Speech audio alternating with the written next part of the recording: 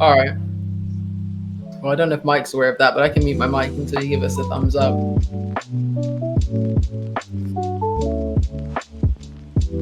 Hey, I just thought of something. What?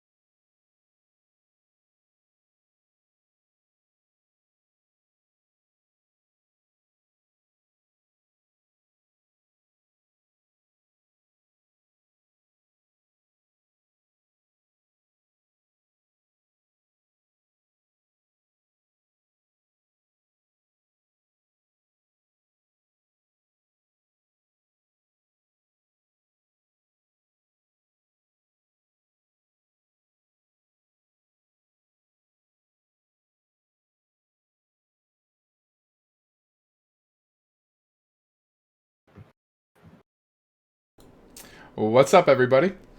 My name's Chris Kodiak. Today is Wednesday, October 28th. You're watching High Input Games, and I butchered the hell out of that one, so we're going to run with it anyway. That's all right. I totally did that one backwards. I got way too much going on. Sorry for the short start here. We had some technical issues, but we are a gaming news broadcasting podcast where we pride ourselves in knowing as much as we possibly can about a little bit of topics and all things video games. If you like what you see here, feel free to see us on YouTube at High Input Games. You can catch us on Twitch, which we're currently broadcasting on right now. If you're watching on YouTube later, that's going to be at Twitch/High Input Games. We also have a Twitter account at High Input Games if you want to follow us when we go live and get some interesting information on the fly when we find it out. We also have a Patreon account at patreon.com/High Input Games, where eventually there will be some pretty good benefits. If you guys want to support our show in the early stages, we would greatly appreciate it. Give us a little incentive to keep this truck moving. And that was for you, Nuke Man. That's a nice pun to Nuke Man and Nick. Yeah. But I definitely want to get a little start going on here, guys. We have a segment that I want to go over here called What's News Gaming. That's going to be where we follow over 3 news articles that we find interesting in the world of gaming that we think you may find interesting too. And today we have a pretty strong setup here. A couple things have happened. One of the first things that's happened is Cyberpunk has been delayed. Now, Again, you meant. There is a tweet where they said no more delays are expected or something of that nature. They sent that back in October. And I think they forgot the comma, where it was no comma, more delays are to be expected. So again, I missed it in the intro. The intro was butchered, forgive me. But below me, we have Nick, the Wild One Gun, and DJ Mike, the man in the know. And I want to give it to you guys a little bit. Discuss with me, because I know you have for the introductions, Chris. Hey, I'm really good at intros, as you can tell. But if you guys will, because I know you have differing opinions on this whole Cyberpunk debacle. I know they're talking about crunch being a serious problem. Some people, Mike, you're in the industry where crunch is like a normal part of your industry. Is it as bad as we've let on? You know what? First of all, I want to elaborate on what you said there. I don't think me and Nick have that differing of opinions. I think that there's no argument that this will be one of the greatest games that has come out, period. Agreed. Right? Mm-hmm. Okay, that's what we think. It's going to be a masterpiece. I don't think there's any argument there. None. But there is no argument that the development of the game has been a little bumpy so far. It's okay. We don't mind the delays, but I think too many people just try to create, all the commotion by saying the game's going to be out. Game's going to be out in January. I actually don't even remember what the initial release date was supposed to be back when the game. I mean, Nick, do you remember what it was? I think it was November 17th. 17th, yeah. That's what it was. November 19th, sorry. Okay, so no. What was the initial before this last one? Wasn't it supposed to be out much earlier than that? There is like originally. Okay, right. So. Mm-hmm. So, it's just something we've become accustomed to with all these games. They just constantly get pushed back. I personally do not understand the drama of a crunch in an industry that is deadline heavy, right? Like deadlines are everything in this industry. Because they also sent an email out that said they weren't going to do a crunch. If they hadn't sent that, nobody would be arguing about it. They probably worded it a little wrong. They probably should have said, we're going to not do a crunch at our best try and our best effort. We're going to try our best not to do a crunch. But there's certainly no doubt across the industry that delaying the game is not going to give the developers more time to alleviate from the crunch. It's just going to give more developers time to sleep at their desks, because they are going to be working late until this game comes out December 10th. The thing I would say is that CD Projekt Red are perfectionists, and they have said that arguably it's difficult to they are testing 9 versions of the game, they've said, so they are running it on the PS4, the original Xbox, or at least the Xbox One. We're also looking at cross-generational, they said, so we've got PS5 and the Series X and Series S, not to mention Stadia and the PC. and they said that cross-testing this game halfway through development, CD Projekt Red said it became a next-gen game. Right. At some point, For they sure. said that we didn't For want sure. to just increase the frame rates on the next-gen copy. We wanted to give you a definitive next-gen version. And I think that this delay, if you look at it, December 10th from November 19th, I think is around 20 days, 23 days, 21 days. This delay is about 3 weeks. It's nothing serious. And I know in the tweet that the lead designer from CD Projekt Red put out, he said, look, I know you don't think that 3 weeks is enough to make any substantial changes in the game if we're already at this point, but believe us, there's plenty of work that can be done over 3 weeks. I saw that. I think there's two bonuses to this. I think one, we're getting the level of production that we like from our video game developers, a la Rockstar and Rocksteady and other great developers like that. And also we're getting a game to play over the holiday season. And I know that's something that we've all been excited Christmas about. special. Yeah, That's a great plus out of it. I would agree. It's going to be nice to have that game during Christmas. I think that many people were planning to, and this is not an uncommon thing in the work industry or among people that like to play video games, to take a week off. You know, I've seen many people, when Grand Theft Auto games come out, people say, I'm taking a week off. I'm using my vacation days to play this game. I like games that much. It's nice to know now that the majority, not everybody, but the majority of people get a few days off around the Christmas holidays. And this game's going to come out at a great time when you can put your feet up. Everybody's, busy eating, having a good time, and Nick, you make me want to get warm in front of the fire now. Right? Get my bearskin rug. And you can just get lost. You can get lost in this Cyberpunk 2077 adventure that's going to, be a handcrafted adventure. And one of my favorite things is how different the three of our stories are going to be. And I think what we're going to end up showing you guys is just how different our playthroughs are, because we will do let's plays when it comes out, and we will show you at least the first 20 minutes of the game through all three of our perspectives, and we will show you right up to the same point, and it will be a way for you guys to see what we've got to offer. That's a great idea. I think that'd be a cool. Now I don't know that we've talked about it. Are we all doing a different playthrough? I don't think so, because unless you want to do the corporate, because I do. You really do want to do the corporate. Okay. Yes. Absolutely. I do want to do the corporate. I want to start with the corporate. So that leaves you and I, Chris, to pick either one, and I don't mind taking either one. I would have to agree with you. I'm completely comfortable with the Outlander or the Street Kid. I prefer. That's awesome. I honestly prefer probably the Outlander, but I think the Street Kid comes with a ton of value. I prefer the Street Kid. There it is. I think I'll start out with a badass car. Yeah, that's locked in, dude. I'm down with that. I think I'll do Street Kid after that. Plus, I want to meet Alana Pierce, so shout out to Alana Pierce. I'll see you there, baby girl.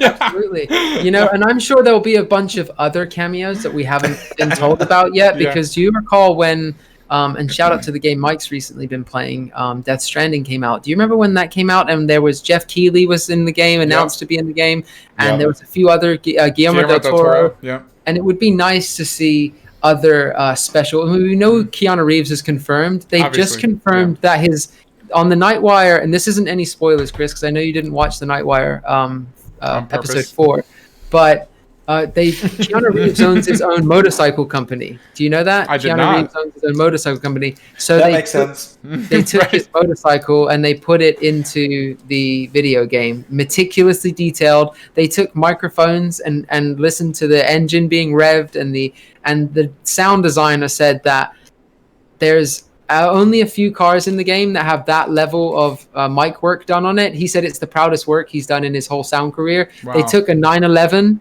and recorded all of the 911 sounds. He said typically we wouldn't do this for a video game like this because we're not a racing game. But Johnny Silverhand drives the 1977 Porsche. It's a 100-year-old Porsche that he's driving in the video game.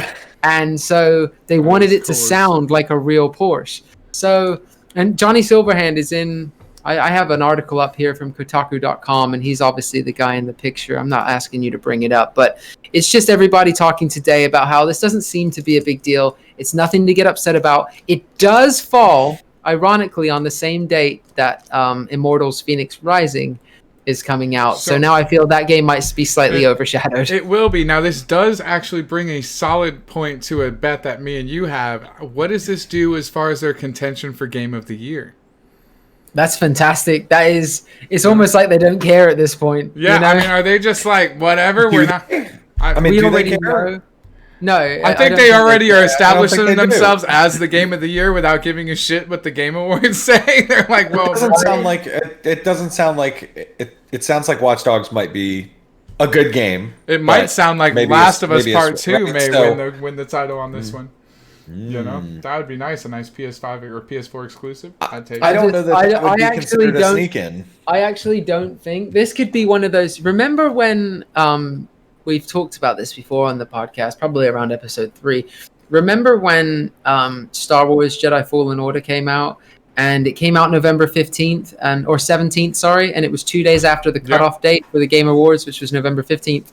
And everybody, technically it could be considered this year for Game of the Year, but it won't be because no one looks at it like that. Could Cyberpunk be the first game that came out a year in the year Before the 2020 awards? and wins 2021's? Yeah. It It- just blows every game out the park next year. It could be possible, but you got to think there's Hope not. there's I a hope lot of not. new gen games that are going to be coming out was next gonna say, year. There I are think not next gen's many gonna push that. developers on the level of CD Projekt Red and Rockstar. They are on an echelon of I would their agree with that. absolute own. Sure, but I think Mm-hmm. the hype train is going to wane on Cyberpunk unless I they know do that. I something. know that. Go, Mike. And God, I hope there's a lot more original games that come out next year. Honestly, Well, I know mean, that- really, I know think- Xbox I have hope their that we own get first games party- of the caliber of Game of the Year more than just Right. saying Cyberpunk came out in December and well, that's it for the year. That's Game of the Year. Yeah.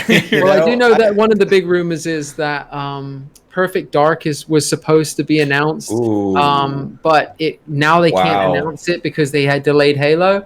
So because Xbox has started their own first party studio called Initiative Studios, and the rumor is that Project Initiative is working on Perfect Dark. But how can you announce that now when you need the marketing room and hype for Halo? So they got to get Halo out first, and then you'll probably see a Perfect Dark.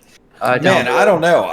Perfect Dark would be a. They said it would be Yeah, everyone's heavy waiting hitter. for it. Release. That'd be huge. Heavy That hitter. would be- I mean, so Wow. speaking of That makes me wanna Xbox go and back their and play heavy the old hitting debuts of gaming, what we have here on our second story is pretty profound for Xbox with their streaming stick. Now, I know they just announced that they're going to have a streaming stick able to play Game Pass games on pretty much a Fire Stick, but one that is bought specifically. Do we know the stats on this stick as to why they couldn't just sideload it into a Fire Stick or why they wouldn't? We don't know. It No. probably has a licensing issue with again placing the app. The Apple Fire Stick doesn't actually play very well with other. Google Play Store is the store that plays best with all apps, and Fire Stick often has their own market called the Amazon Fire Store, I believe. And you sometimes can't find apps on the Fire Store that you can find on Google Play. And No, you typically have to sideload the Play Store. And That makes so. sense. I believe that I believe this could be something to do with the controller, right? You need a dongle that will work well with the controller so that you don't have any problems while you're streaming a game. 2, as I was saying to Mike before you joined the podcast, they do have a partnership with Samsung to some degree where you're going to be able to play on many Android devices, and you already can, and you'll be able to play on many Samsung TV soon via the Xbox Pass. Now, we already know, for argument's sake, why Sony wouldn't want an Xbox app on their TV, but we do know that Sony probably caters to around 30% of the TV market. So Xbox needed to make a dongle so they could cater to that audience. Bypass who's like, Sony's "Hey, little cock yeah. block that they maybe Maybe put out. Put I'd this wonder. I'd wonder what TVs that is. I would bet that it's the TVs that have Android built in. Oh well, maybe. I would think so. But Samsung makes their own operating systems and their own chips. Their TVs. Yeah, own but chips, wouldn't a so Sony TV I wouldn't wonder. register? Oh, this is an Xbox. No, I Fire don't Stick, think that you would know? be the problem. It's No, I more that wonder. the Sony TV doesn't mind when you play an Xbox Series X on it. That's not the problem here. The problem is Sony doesn't want Xbox Series X anywhere near their marketplace. We've learned that with Apple and Epic recently. It would be disingenuous for their brand to say, Yeah. hey, we're selling this over here, and hey, also buy our stuff as well while you're Yeah, at it. that makes sense. So it's a unique way for also, you can imagine that from the business perspective, Sony wants you to use their TV. If you're going to not use it for a PlayStation, then why not use it for an Xbox? They still want you to buy their TVs and use their TVs. You wouldn't want someone saying, I'm not buying a Sony TV because they don't actually work very well with the Xbox dongle. I'm just going to buy the Samsung instead. Then you're losing TV sales as well because of your video choices. Yeah, no, for sure. I mean, the dongle's just going to plug into an HDMI port. So, I mean, the idea is that you could use it on anything. Yeah, but my question is why do this but you're saying it's a software issue that they couldn't come to an agreement with someone like Amazon where so many people already have these Amazon dongles all over their house? Like, I'd actually be curious to hear more about. You think it might be why. Luna that's preventing them from coming to agreement with that? Like, maybe there's. I honestly Amazon don't know. allows Xbox Game Pass on their Play Store. Well, I mean, Luna they're also working on a web-based solution for iOS devices, right? Well, because see, also iOS I'm reading blocks- here from Phil Spencer said that it's also about bundling in a controller for people that don't own the controller, right? Because Sure, the dongle sure. is aimed at somebody who doesn't have the console. And without a controller, you can't actually play anything anyway, Chris. So what I'm saying is he says that you could imagine us even having something that we just included in the Game Pass subscription that gives you the ability to stream xCloud games to your television, and it's bundled while buying a controller. So like you would imagine that you'd pick up a controller for $60 and they say, hey man, for 70 you can get the dongle as well. Done. 10 extra bucks. Done. Someone's like, oh, I need that. Yeah. And they're saying that you're probably this is a side note because we're going to move on to the third story. But while we're on Xbox, we learned today that Devil May Cry 5 is going to run natively on an Xbox Series X at 124K. But there was a little new news that came that ray tracing is not possible at 4K at 120. It will be available at 4K 60. And the Xbox Series X won't be able to do ray tracing on Devil May Cry at all. So it'll just be a 1440p game without any ray tracing.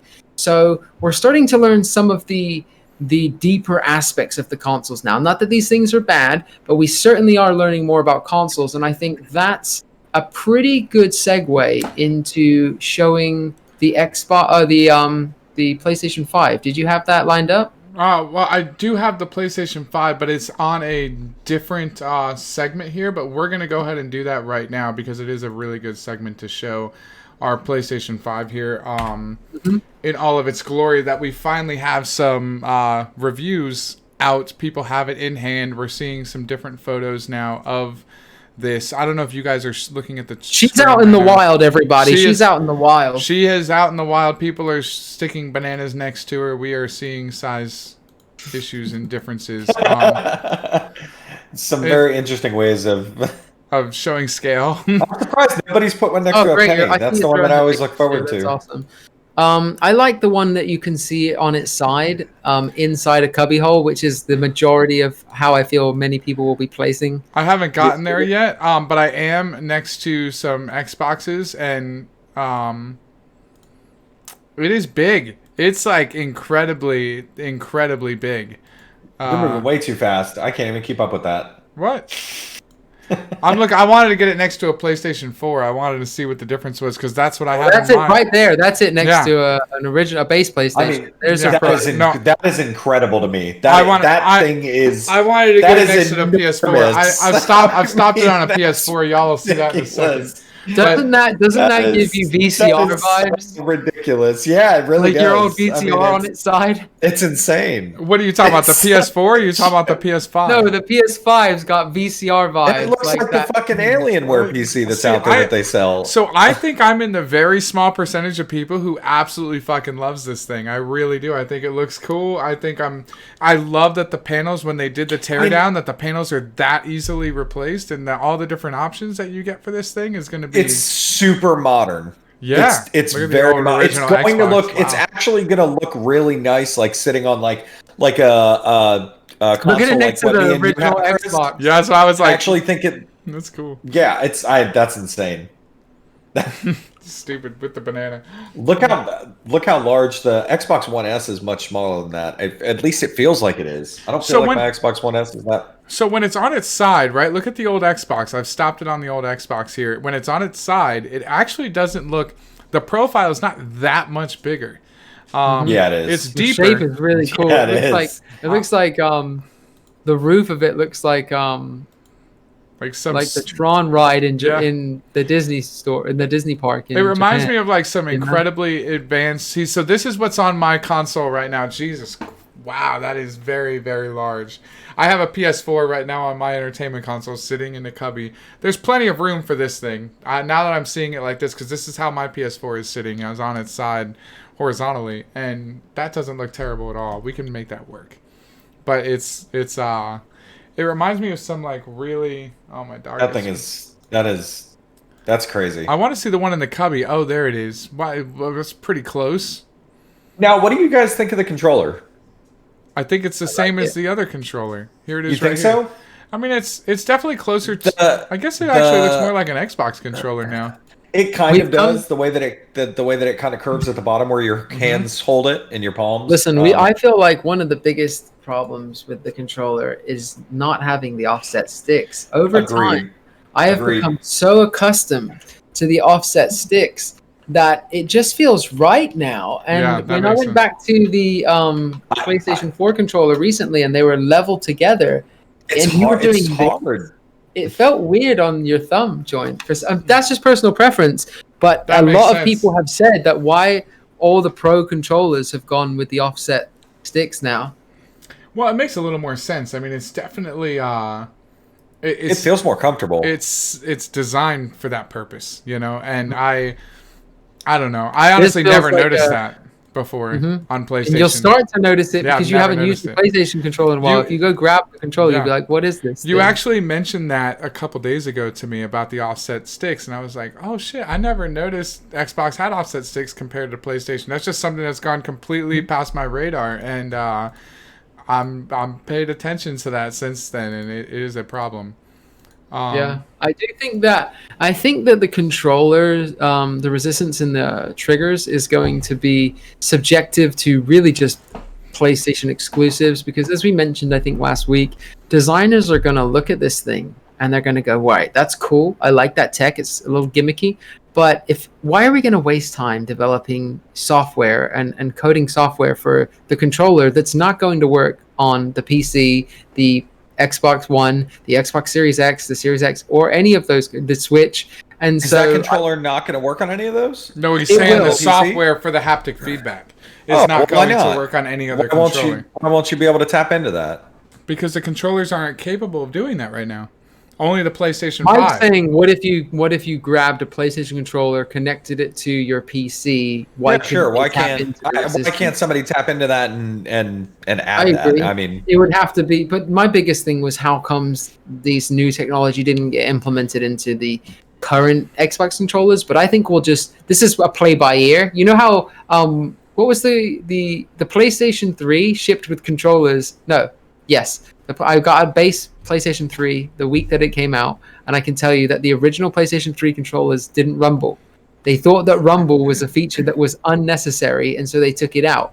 A year later, they put it back into the DualShock 3 because people were complaining so much. I wonder if this could be one of those things where Xbox is like, we don't need resistant triggers, and then it becomes like Rumble, and they're like, okay, we messed up. A year later, resistance triggers are the fad. Everyone's doing it. See, I think that there could be something here where they're just ahead of the curve, you know, and that's not a bad thing. That's not a bad place to be at all. I think being one of the first ones to the party, it can be a little boring. They're saying in the that beginning, you will have to hold the trigger down harder to run in soccer games when you're tired. That seems like too. Do you want that though? I mean, and a soccer game? I mean, how much are we doing here anyway? Soccer sucks. Yeah. Basketball too. They said in basketball. You just siphoned off most Whatever, of the world. bro. Y'all can kick rocks. I don't even care. Get out of here. Sport. The world sport. Go Chris. kick your ball. I don't give a shit. Get out of here. Don't watch me stream. Yeah. Filthy Americans. No, I mean, I get it. Soccer's a defensive sport over an offensive sport. I'm not talking too much shit. I'm just an American and don't understand it. But there is something I want to I want to discuss with you guys outside of the realm of consoles, and that is back into the realm of the PC.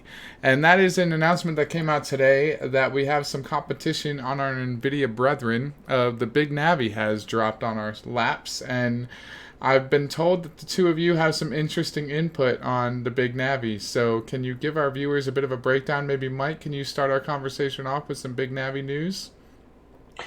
Yeah, okay. So today, as we know, we've been waiting for the Big Navi reveal, AMD's strike back at NVIDIA for their release of the 3000 series of cards. So today, we got our first look. We've got the RX 6800, all cards with RDNA 2. We've got the 6800 XT, which is touted as faster than the RTX 3080. We've got the RX 6800, which is faster than the 2080 Ti for $579, and that is an attractive deal. Wow. Now, would you buy, Chris? Would you save the $20 over buying the NVIDIA? the 3070? Oh no, I guess that's not. I guess that's even more expensive, isn't it? It is, yeah. Because the 3070 is actually $499. Yeah. So that's interesting. So is it comparable? How does it compare to the $499 3070? Do we know? Yeah, the 3070 is faster than the. I want to say that it was twice as fast as a 2080 Ti. Is that correct, Nick? Do you remember? Which one? The 3070. I want to say the The 3070. 3070 is on par with the Ti. Is it Sorry, on par? Yeah, it's on par. I know that for a fact. Yes, I looked it And up then today. the 3080 is twice as fast. 3080 as is twice as fast. 2080 And- Ti.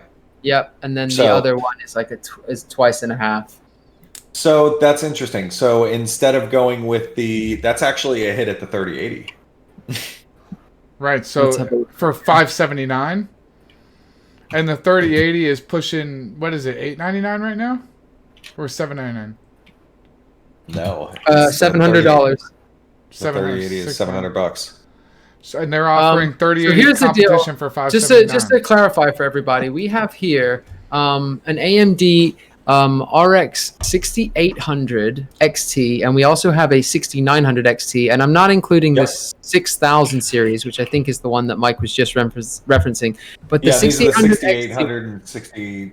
Yeah, the 6800 XT is $50 cheaper than a 3080, and it will compete with the 3080. And then we have an RX 6900 XT, which will be available for $1,000, and that will compete with the 3090. So arguably $400 less and same output and power. And we're learning that obviously NVIDIA's cards have to run on 650 watts, but these cards are running on 350. Yep. The highest end, the 6900 XT, which all of these are built off of AMD's new 7-nanometer technology. All their smaller chips, so they run cooler and they don't need nearly as much power. So their top end 6900 XT only runs at a top end power consumption of 300 watts, which is amazing. I mean, that is fantastic for a high end card. I mean, You'll notice that AMD has opted for 16 gigabytes of GDDR6 memory in all three of its Radeon cards. They abandoned. So that leads me to believe, this is the rumor that's been going around. I was interested in grabbing a 3080.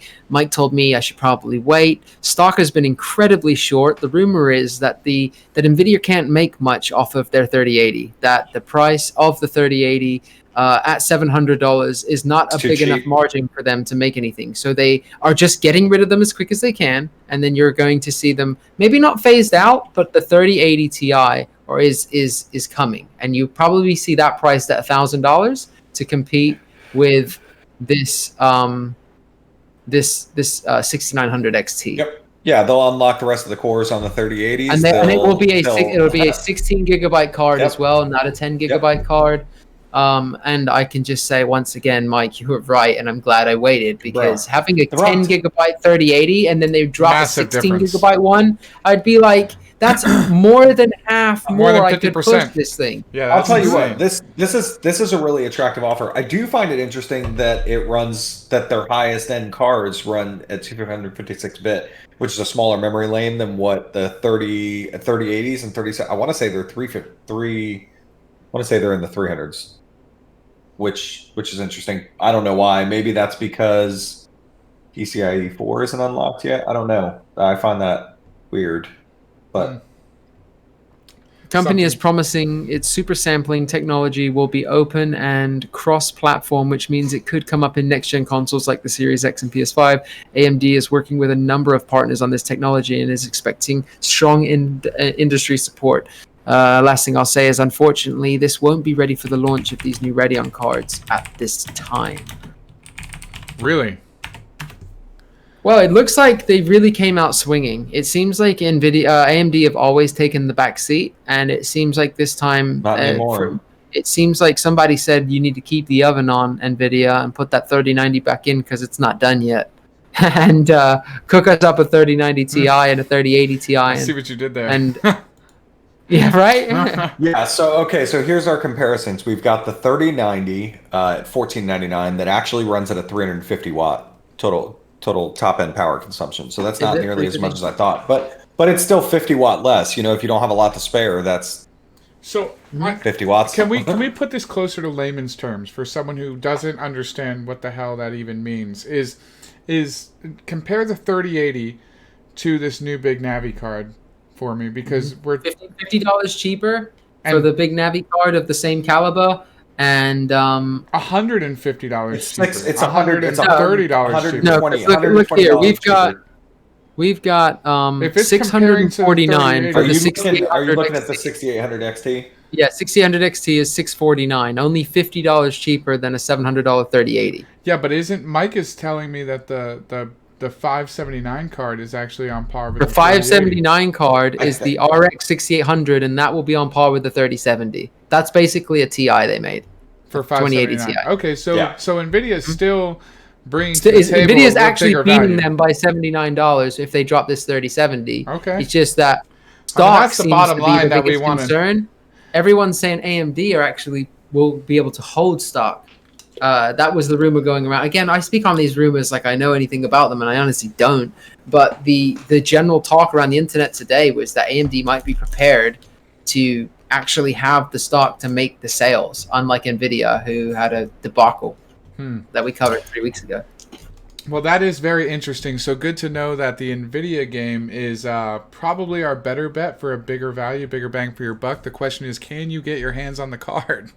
That's probably going to see That'll be the bigger question. Let's see if AMD can pull a little bit better than they did as far as their share here. I do want to pivot a little bit, guys, away from hardware and go into more. We want to get into some new games that are coming out, because there are some good ones that we want to discuss. We were brought to our attention recently by Nukeman 101 here about a game called Ghost Runner. There is a game that's come out. Mike, I know you looked a little into it. I have a trailer here pulled up for the gameplay, and it looks pretty good. I don't know if you guys want to discuss the game. I'll play the trailer while we're discussing it here, but I know, Mike, you looked a little into Ghost Runner. So for our viewers' sake, so you know, it was released at 20% off, so it's pretty affordable in the Steam store right now. 87% rating, Yeah. 8 out of 10. There's a demo for free on Steam if you guys want to check it out for free. But I'm going to play a little bit of the gameplay here while we discuss it. But what did you find out about this game, Mike? Yeah, Chris. So it takes place in a cyberpunk world.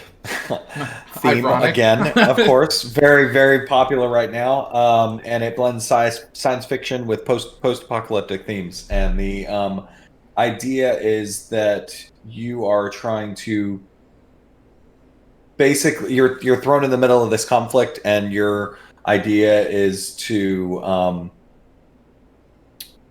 I believe get to the top of the tower in this, is what I'm pretty sure it is. I think the game came out yesterday. I believe it came out yesterday, didn't it? So this isn't a multiplayer experience. It's a 5 to 8 hour single player experience. It is not a multiplayer game. It is a single player game. Then Nick's right. It's very, very short, very fast paced. And the idea is that you go through and you try and kill these you try and fight these people in these maps, and That's so it cool. The slow moves motion. very fast paced, and when you get killed, you go back to like a checkpoint, and when you go back to that checkpoint, you now have the ability to go through and do it differently so that you can get past to the place that you couldn't get past before. It's a really It has interesting very idea. big Mirror's Edge vibes, if you recall Yes, that game. very. The movement does. Yeah, Mhm. absolutely. Yeah, and then the play style itself reminds me a little bit of how I played Wolfenstein, where you're just like running. Yep. So Boom. Yeah. so question. Good so graphics. It looks fantastic. So I love the idea of a single playthrough here that it's just from the beginning to the end. You're just trying. I don't understand where there's no real gimmick here. It's not like a Bloodborne game or like what's that Well, one? the gimmick is how quickly and how cool you can be when you play the game. Apparently, from the article that I read on the review, they said this game feels fun from start to finish. You Okay. feel the slicing feels It- satisfying. The running It does feels take some patience. Takes a little bit of patience because you die a lot, but the whole It's kind of point like is a that puzzle when you die, you learn a different way of going at where you just I think died, that and slow you've got a motion lot of that we're checkpoints. fixing is going to really help out a lot. Being able to when he sliced him in half. Mhm. It looks Um, really good. It really does. It looks like a lot of fun.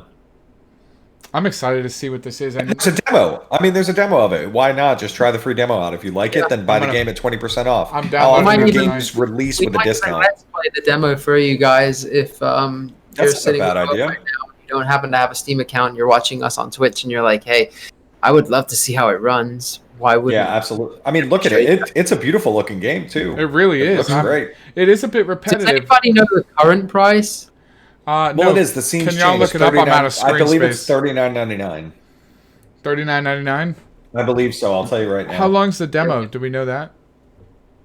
Probably. The demo is it can't be any more than that. expect demo length properties, but I will tell you something. Yeah, it's $23.99. That is a respectable release price for That is a very respectable. I was going to say For for an 8 out of 10 $24.99, it's worth an a 8 buy. out of 10, 8 hours of play, and then a lot of playthrough Mm-hmm. replayability after you're done. If I could have took this over Disco Elysium, I definitely would have. Mhm.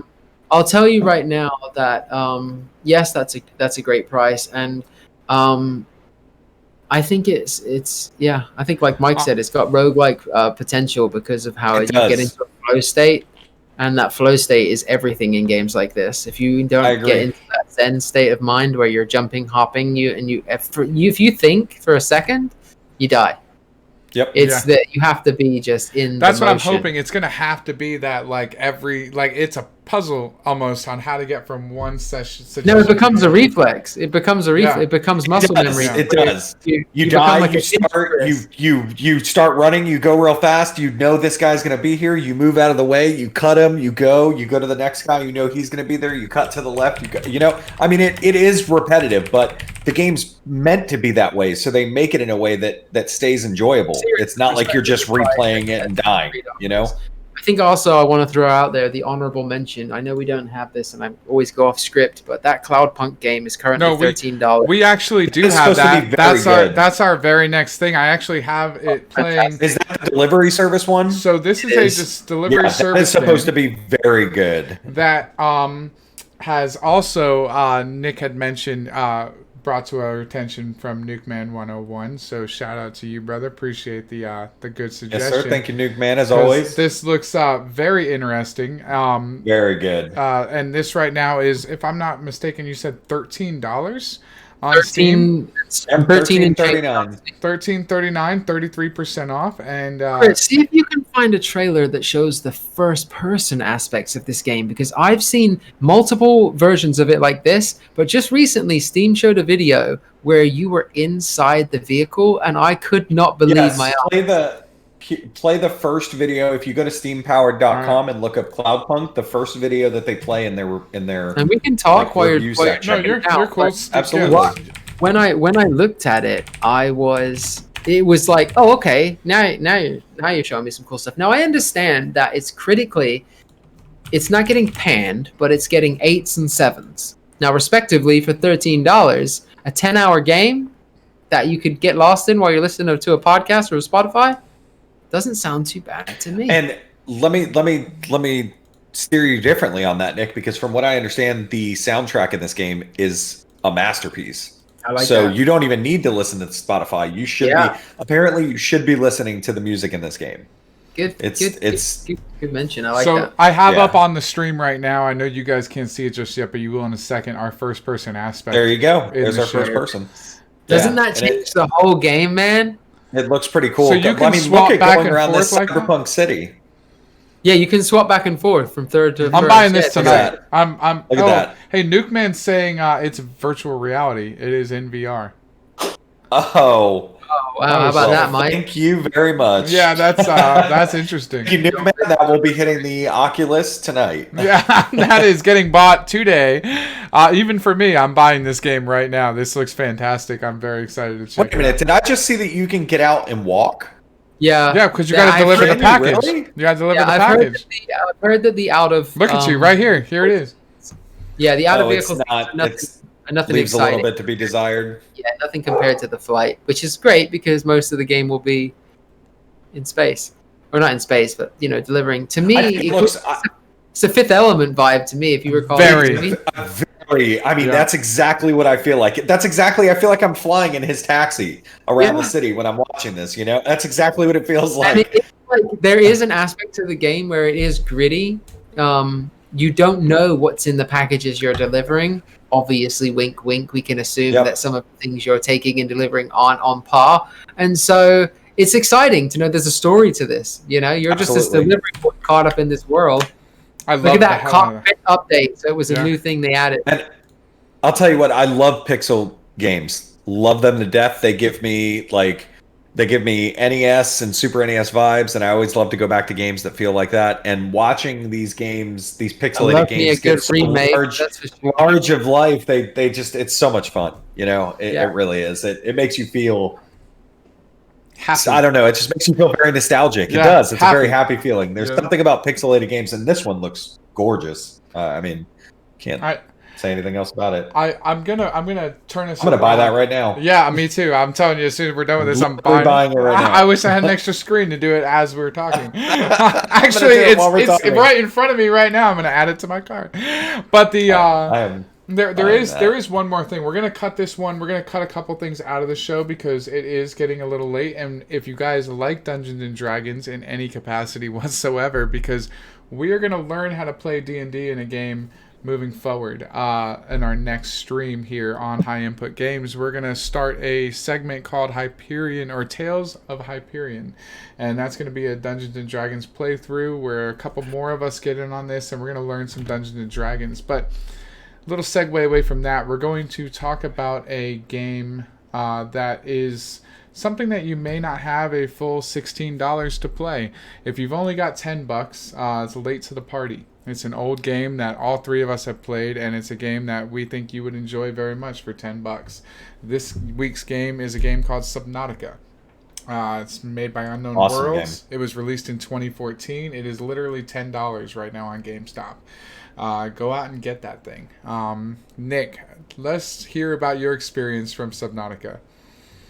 Dude, terrifying in Yeah. one word. That's what everybody says. Is it It is it as scary as everyone says it is? Absolutely, the tension that gets built in that game is 10 out of 10. I suppose the game, if you were to describe it, is a survival game at its core. You are on a large ship that has crashed down on a planet, and you have to figure out why that ship is there and help any survivors that are left in the area. The excitement is when you venture out to areas outside your comfort zone, and you really get this sense of claustrophobia and fear as you realize that your ship can only go so far, your submarine can only withstand so much damage, and then once that's it, you're swimming. You're swimming with creatures that are sometimes the length of 4 or 5 school buses, with heads the size of a Mack truck, and you're up there. against the elements. Yeah. It's the first time I've ever felt like a prey in a video game, and you have no control. You're not There's no killing at them. least for the first half. There is no there's no real defense in the game. Yeah. You just run because you're terrified. Yeah. So not to drag out my expectations of the game, but it is terrifying, and it's worth. Do you say it's $10 right now? It's $10 right now on at GameStop. That's Might have to buy. I did just buy that Cloudpunk game because you guys all got me fired up. Yeah, but at $10 for Subnautica, that's awesome. Well, so you know, Subnautica is on Game Pass for free. So if you don't want to buy it on Steam, Subnautica's free on Game Pass if you have the subscription. However, I just got to mention a thing about Subnautica. While the graphics may leave a little to be desired on some of the newer aspects, this game came out in 2014. It really comes to life on the factor of immersion, and you feel like you are in this world. And when it expands, when I tell you this game expands, it expands more than you could ever possibly imagine. And so you start on the coral reef, and then it expands to something deeper, and then so deep you can't fathom how deep. And it expands in a level of what you're capable of doing, from like making water bottles to making huge gigantic submarine that you can't even begin to fathom. And what I was most surprised about on this game was the story element. So there's a story that's deeply intertwined into this game that once you get about 75% of the way through it, maybe even 85% of the way through the game, it explodes in your face into this, like, I cannot believe they delivered a story while delivering gameplay as good as they did, and I cannot wait for Sub-Zero. Chase that story. You have to chase it. There's no checkpoints. There's no like, oh, go here. There's no waypoints. It is like you found a recording, and they said that they were trapped in some mushroom type area, and you have to go find an area that looks like some glowing mushrooms and find where this shipwreck is. And when you find that shipwreck, there's the next piece to the puzzle. You could go there, you could not. You could spend the whole time playing this game 800 feet from your shelter in some like little bit less than the shallows, and the whole game is there, and you'll have no idea the story that's on the other side of this game. And it is, I know some people that played the game just to play it in a survival aspect. They're like, yeah, I've got all my food on my little life raft and things like that. And I'm like, if you just go like a mile that way, you'll see seriously strange things. And I like how vertical the game is. To tie this into Cyberpunk 2077, they said that their map is going to be the most vertical you've seen in a video game. It really consists of multiple layers. This game has such a vertical map. The sense of depth is really good in the game, and you feel like the game's terrifying. But you feel like it's almost like this cylinder that goes down. That's the map, not this map that goes out like a giant circle. It's like this thing that as you go down, you can go into holes, caves, all sorts of different waterways.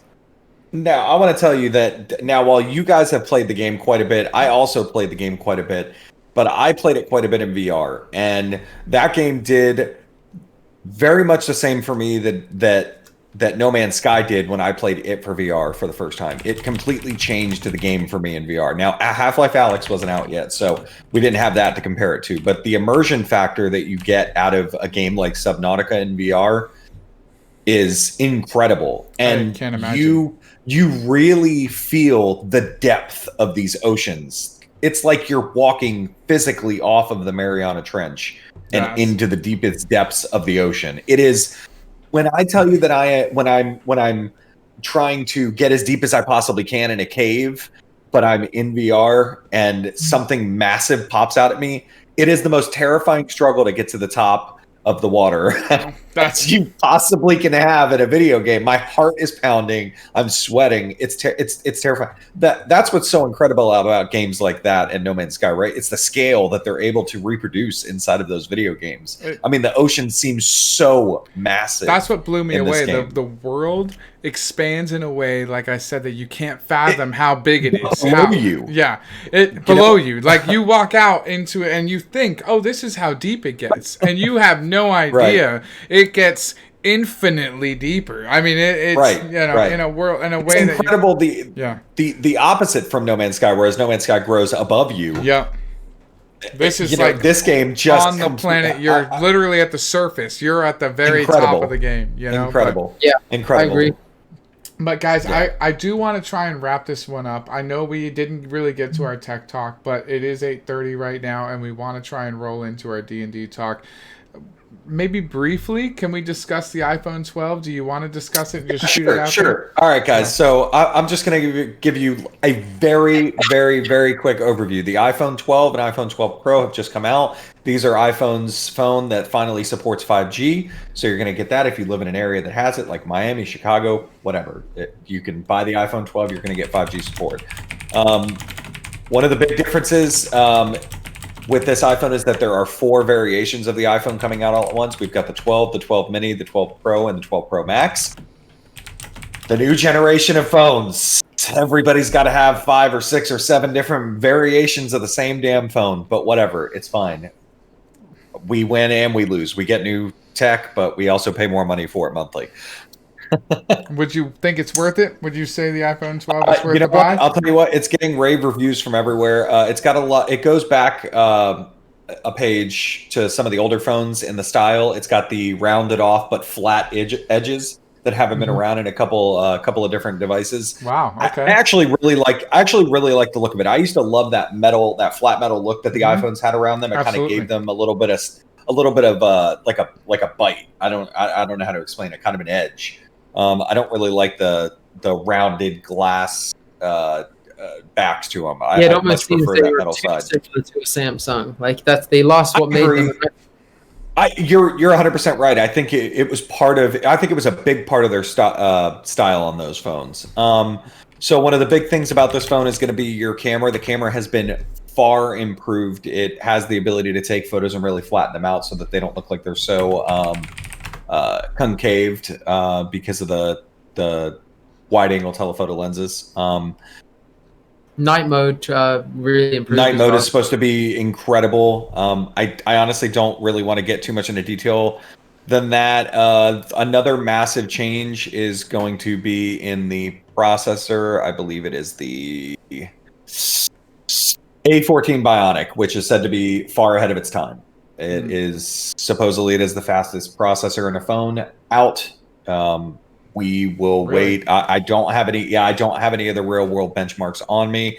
But maybe in the next review, maybe I'll do a separate review of the iPhone 12. Go a little bit more. Maybe of a deep dive. I'll try and go get one. We'll see. All right. Well, Mike, I appreciate the input. I am probably going to pass on the iPhone 12 only because I'm a Galaxy whore. And Yeah, me too.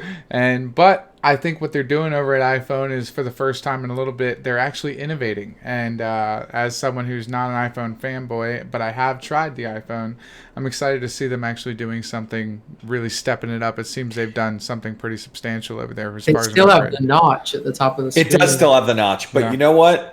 I think people have finally gotten used to the notches in these phones. Samsung definitely. You have to. I like Samsung's display, putting it behind the screen a little bit more, and just putting the little cutout. But Yeah, we just have a circle at the top. Yeah. we do. But I'll tell you what, it's not ugly. And really, on Brittany's phone, I forget about it. when It's I'm not using bad it. I until don't you're think at about it. Netflix, bro. And Netflix, they cut off part of your screen to But do I it. can't. One thing I'll add to it, I can't fault Apple for anything. Apple knows what it does. Apple makes money off of what it does. The Apple really good. operating system is not a problem, and it runs well, and everything is out 120 in front of you. frames. It's much more simple than Android. So we'll see what they do. The interesting thing, I'm going to leave you with this: Apple will no longer come with a charging brick. No way. Well, hey, if the Apple has ever made an Apple move, that is the Apple move that we The can Apple Arcade expect. is actually $5 a month. Maybe we should subscribe to that and start recommending a game a month from that. We'll check Game that a week out. from that. We'll check that out for sure. Wow, look at that. Look at that. Their camera is incredible. Wow, okay. Amazing.